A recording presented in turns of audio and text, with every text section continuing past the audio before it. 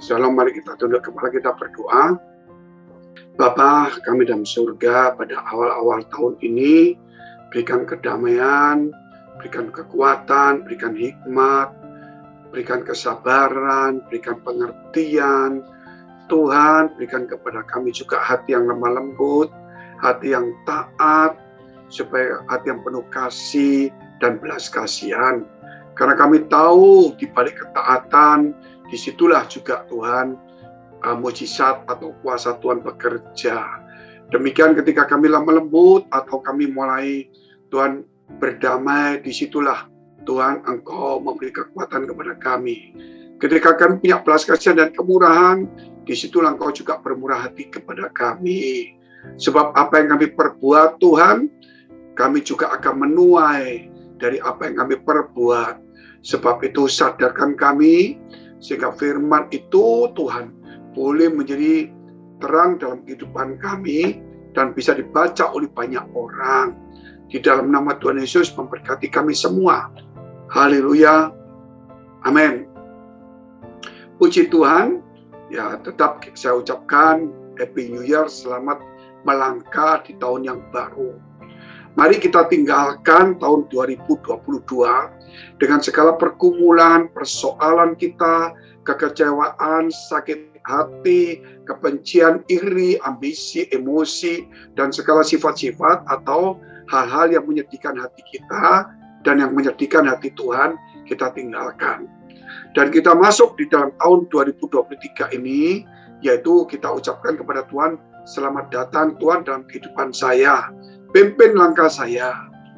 Demikian juga kepada Roh Kudus, dan firman itu menjadi pelita dalam hidup kita. Sebagai pengertian, saudara, supaya untuk menjadi bekal pada tahun ini, supaya kita tidak diperbudak oleh namanya harta, kedudukan, pangkat, materi, supaya kita menyadari bahwa hidup kita adalah berkat itu sendiri. Sehingga hati kita tidak terguncang ketika kita kehilangan mungkin sedikit harta kita, sedikit penghasilan, atau juga sedikit perhatian, atau jabatan kita. Namun kita tetap meningkatkan iman kita, dan bahwa Tuhan tidak meninggalkan kita, dan kita adalah berkat itu sendiri. Kita lihat dalam kitab Kejadian 1, ayat 26 sampai dengan 28. Berfirmanlah Allah, baiklah kita menjadikan manusia menurut gambar dan rupa kita, kata Tuhan. Dan kita itulah, saudara, citra Tuhan. Supaya mereka berkuasa atas ikan di laut, dan burung-burung di udara, dan atas ternak, dan atas seluruh bumi, dan atas segala binatang melata dan yang merayap di bumi. Artinya di sini, ayat 26, bahwa kita adalah gambar Tuhan, potret Tuhan. Kalau potret itu, saudara, kita dirobek orang atau terobek, kita akan pungut. Nggak mungkin kita buang sampah. Pasti kita rapikan, gitu loh. Dan kita baik. Demikian juga Tuhan melihat. Ketika potretnya pada kita ini rusak, dia memungutnya.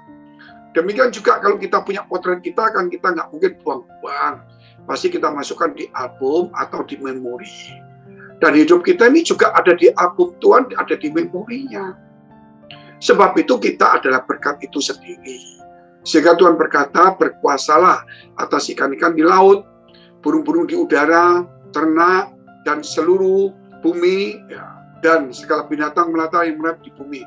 Termasuk semua hasil bumi, atau apa saja saudara yang ada di bumi, termasuk binatang, ternak, burung, ikan di laut, semuanya itu kita berkuasa, jangan sampai kita dikuasai.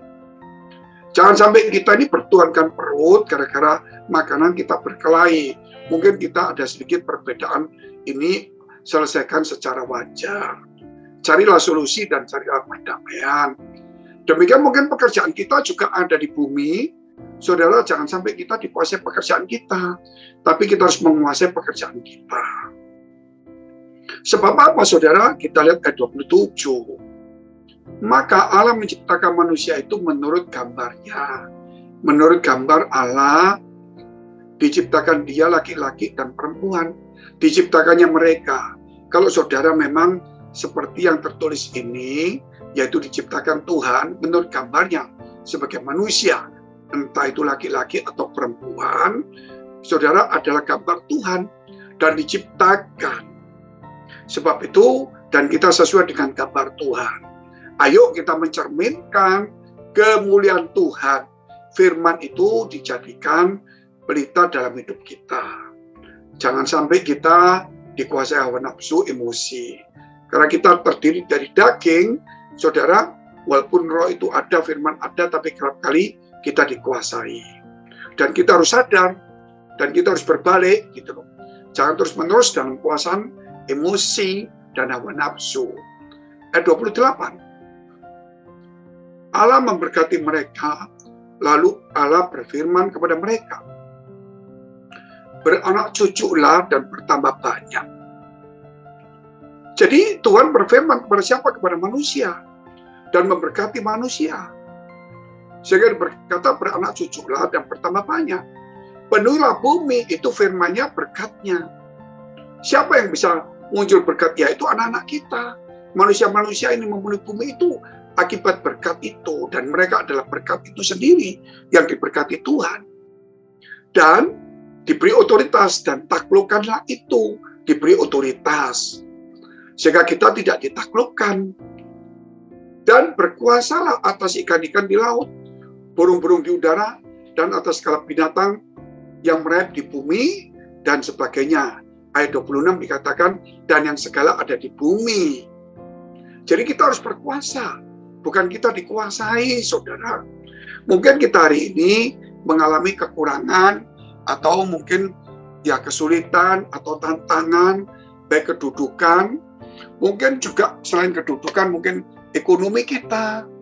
Marilah saudara, kita harus sadar bahwa hidup kita itu adalah berkat itu sendiri. Jangan sampai saudara gara-gara materi-materi yang tadi ditunjukkan, supaya kita berkuasa dan menaklukkannya, kita akhirnya ditaklukkan. Sehingga kita sedih, kita stres, berkelahi, meninggalkan Tuhan, murtad, dan sebagainya. Kita percaya bahwa kita yang diberkati.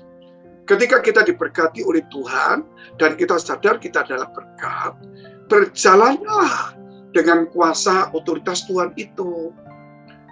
Nggak punya apa-apa, doakanlah orang, doakan keluargamu, doakan dirimu sendiri, dengan otoritas, dengan percaya. Maka itu akan terjadi yang bagus. Kalau kita nggak sadar kita adalah berkat, kita mengejar berkat, kehilangan berkat mungkin duniawi, harta, kedudukan, atau apa, terus kita marah-marah, menggerutu, maka kita seakan-akan mengatakan bahwa kita bukan berkat, berkat itu dunia, akhirnya kita dilindas oleh berkat itu sendiri. Dunia itu padahal kita adalah berkat sesungguhnya. Ini saudara kita perlu sadarin. Maka apa yang kita ucapkan, apa yang kita kerjakan, apa yang kita pikirkan, apa yang kita lakukan, yakinlah kalau selama itu sesuai dengan firman, dan kita sadar, dan mengizinkan Allah turut bekerja, pasti saudara, itu akan mendatangkan hasil. Cepat atau lambat. Karena firman Tuhan berkata juga, dalam Roma 8, dikatakan bahwa Allah turut bekerja untuk mendatangkan kebaikan. Juga dikatakan dalam kitab Filipi juga, saudara, ada begitu banyak hal yang positif. Sebenarnya kita yang bisa melihatnya itu.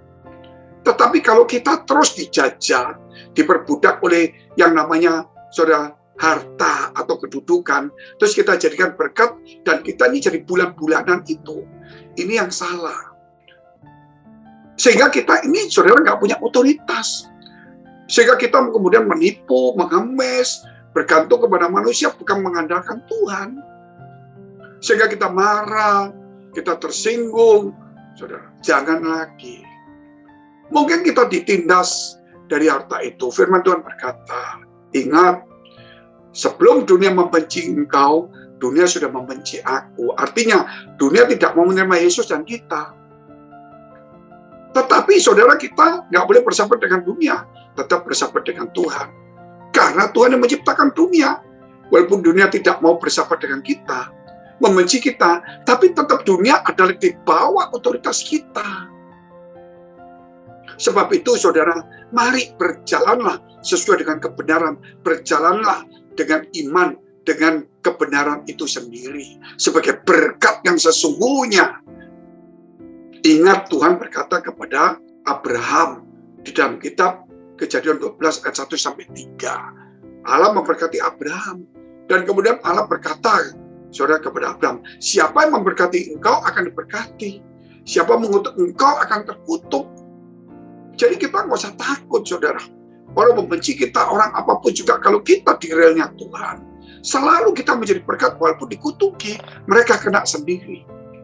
Kalau mereka memberkati kita, mereka juga diberkati. Asal kita di relnya Tuhan. Kita lihat dulu, 1 Korintus 3 ayat 16-17. Tidak tahukah kamu bahwa kamu adalah bait Allah, dan bahwa roh Allah diam di dalam kamu? 17. Jika ada orang yang membinasakan bait Allah, maka Allah membinasakan dia. Sebab bait Allah adalah kudus, dan bait Allah itu ialah kamu. Jadi di sini dikatakan bahwa diri kita adalah bait Allah. Siapa yang membinasakan, kita akan dibinasakan. Artinya Allah berdiam pada kita. Sehingga mari jaga hati kita, bahwa berkat sesungguhnya adalah diri kita. Allah tidak tinggal di arloji kita. Allah tidak tinggal di rumah kita. Allah tidak tinggal di pakaian kita, di tas kita, di mobil kita, segala sesuatu di berlian kita yang mahal. Tapi Allah tinggal di dalam hati kita, di dalam diri kita. Jagalah hati kita. Saudara, karena apa? Kalau kita punya harta, namun kalau kita nggak sehat, sakit-sakitan, anak kita, saudara, mungkin kena sakit atau bagaimana, kita sedih. Sebab itu, saudara, mari menyadari, sadarlah bahwa diri kita adalah bait Allah, sadarlah bahwa kita adalah berkat itu sendiri. Kalau keluarga kita ditolong Tuhan, ucap syukur. Mari iman dan hati kita, saudara, dibenahi pada awal tahun ini. Supaya jangan sampai kita termakan ajaran duniawi, atau kemakmuran, atau mamon yang menjadi saingan Tuhan, kita ambil, saudara. Ayat yang terakhir, Matius 10 ayat 12-13. Apabila kamu masuk rumah orang, berilah salam kepada mereka. Jika mereka layak menerimanya, salammu itu turun ke atasnya. Jika tidak, salammu itu kembali kepadamu. Ini saudara lihat, perkataan kita pun menjadi berkat. Walaupun kita nggak punya uang, memberikan salam, saudara, kepada orang lain. Jangan mengutuki, jangan marah-marah. Saudara, mungkin kita terpancing emosi, oke, tapi jangan terus-menerus. Kesadaran harus ada. Berilah salam damai sejahtera. Orang itu menerima akan ada salam itu. Kalau nggak menerima, nggak apa-apa. Salam itu kembali kepada kita. Damai itu. Nah, teman-teman, jemaat Tuhan yang dikasihi Tuhan, dimanapun berada. Mari kita, saudara, kita kembali kepada firman Allah yang sudah diam pada kita, memberkati kita, memberikan otoritas, dan menjadikan kita sebagai berkat yang sesungguhnya. Dan kita berjalan sesuai firman itu. Dan hati kita jangan dikuasai oleh yang namanya kekayaan. Harus dikuasai, dipenuhi Tuhan itu sendiri. Mari yang sakit, mari saudara hari ini jangan sedih, berdoalah saudara ada Tuhan. Ucapkan syukur, ampunilah orang lain, dan berdamailah dengan banyak orang. Yang punya pergumulan masalah, persoalan, mari berdoa. Dari pekerjaan, rumah tangga, karir, studi, keluarga, keuangan, perjodohan, mari berdoa dengan ucap syukur. Dan ampunilah orang-orang lain. Biar hati kita penuh dengan belas kasihan kemurahan. Sehingga doa kita ini tidak terhalang. Supaya jangan sampai doa kita terhalang karena kejahatan, karena dosa kita. Tetapi biar doa itu naik ke atas. Dan yakinlah, tahun ini walaupun di tengah kesulitan dunia, tetapi kita ini tahu itu sulit. Tapi kita itu hidupnya itu bersama dengan Tuhan. Yang menciptakan apa yang tidak ada menjadi ada. Yang menjadikan nasib malang dan menjadikan mujur. Yang menciptakan terang dan gelap. Dan kita ada di terang, ada di mujur, saudara. Dan kita selalu ingat diri kita adalah berkat dan menjadi berkat bagi orang lain. Walaupun kita nggak punya uang, jadilah berkat di gereja. Melalui skill saudara, melalui perkataanmu, pikiranmu, kekuatanmu, hati, jiwamu, dan ibadahmu. Kalau punya uang, ya juga itu jadi berkat juga. Mari kita berdoa. Di dalam nama Yesus, jadilah sembuh, jadilah pulih, jadilah kuat. Dalam nama Yesus, biar doamu terjawab. Dalam nama Yesus, biar engkau dituntut Tuhan, diberikan hikmat dan berhasil. Dalam nama Tuhan Yesus, haleluya, amin. Jika saudara masih membutuhkan pelayanan doa dan konseling, silakan hubungi nomor tertera di bawah ini. Tuhan Yesus memberkati.